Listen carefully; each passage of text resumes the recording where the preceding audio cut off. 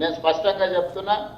ముఖ్యంగా అటవీ ప్రాంతంలో ఉన్న ఆదివాసీలు గిరిజనులు ఉన్న ప్రాంతాలలో మరింత అప్రమత్తంగా ఉండాలి. హాస్పిటల్స్లలో మెడిసిన్స్ ఉన్నాయా లేవా, డాక్టర్లు అందరూ డ్యూటీకి వస్తున్నారా లేదా కూడా మీరు పర్యవేక్షించి వాళ్ళకి ఎలాంటి ఇబ్బంది రాకుండా, ఎలాంటి కష్టం రాకుండా చూడాలి. ఏదైనా వస్తే తక్షణమే ప్రభుత్వం స్పందిస్తుంది. మీ దగ్గర ఉండే కంటింజెన్సీ ఫండ్స్ నుంచి కూడా అవసరమైతే వాడుకోండి. ఏదైనా తక్కువ పట్టి సిఎస్ గారికి చెప్పండి. ప్రభుత్వం వైపు నుంచి ఈచ్ కలెక్టర్ కొంత నిధులు కూడా రిలీజ్ చేయడానికి ప్రయత్నం చేస్తూ కలెక్టర్ గారు కూడా నేను ఈ సందర్భంగా ఆదేశాలు ఇస్తున్నా.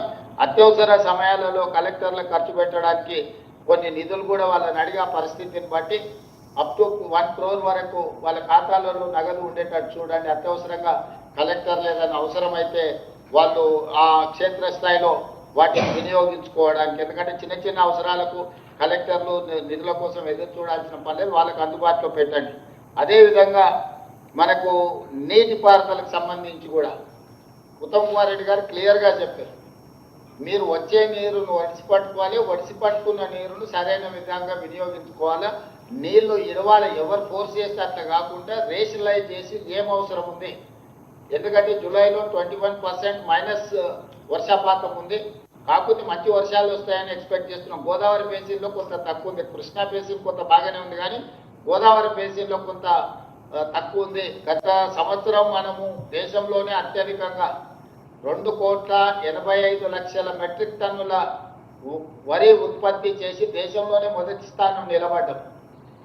ఈరోజు ప్రజలు వరి ఉత్పత్తిలో చాలా పోటీ పడి పెడుతున్నారు. కాబట్టి ఎలాంటి క్రాప్ లాస్ లేకుండా వాటర్ మేనేజ్మెంట్ అనేది అత్యంత కీలకం. కాబట్టి దాని మీద కూడా దృష్టి పెట్టాలి. అదేవిధంగా ఫర్టిలైజర్ కూడా ఈ వ్యవసాయానికి సాగునీటికి 2 ఇంటర్లింక్డ్. ఒక శాఖ ఇంకొక శాఖతో సమన్వయం చేసుకోవాలి. నాట్లు ఎంత వేసేదు, ఎంత అవసరం ఉంది. అక్కడ ఆదిలాబాద్ నుంచి మొదలుపెట్టి అచ్చంపేట వరకు వివిధ జిల్లాలలో కొన్ని రోజులు వెనుక ముందు వర్షపాతం. గోదావరిలో ఆగస్టులో నీళ్ళు వస్తాయి నార్మలీ, కృష్ణాలో కొంచెం ముందు వస్తాయి.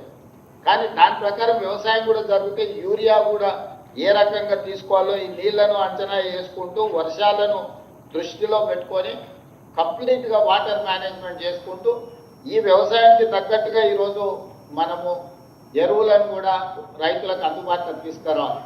చాలా వరకు మన దగ్గర స్టాక్ ఉంది, బఫర్ స్టాక్ ఉంది. మన ఫ్యూచర్ రిక్వైర్మెంట్ ఆగస్టు మంత్కి స్టాక్ లేకపోతే కేంద్రం నుంచి తెచ్చుకుంటాం. కానీ ఇవాళ టీవీలలో పేపర్లలో చాలామంది క్యూలో నిలబడ్డట్టుగా ఫోటోలు వీడియోలు పెడుతున్నారు. ప్రజలని ఎరువులు దొరకడం లేదని ఒక ఆర్టిఫిషియల్ షార్టేజ్ క్రియేట్ చేసి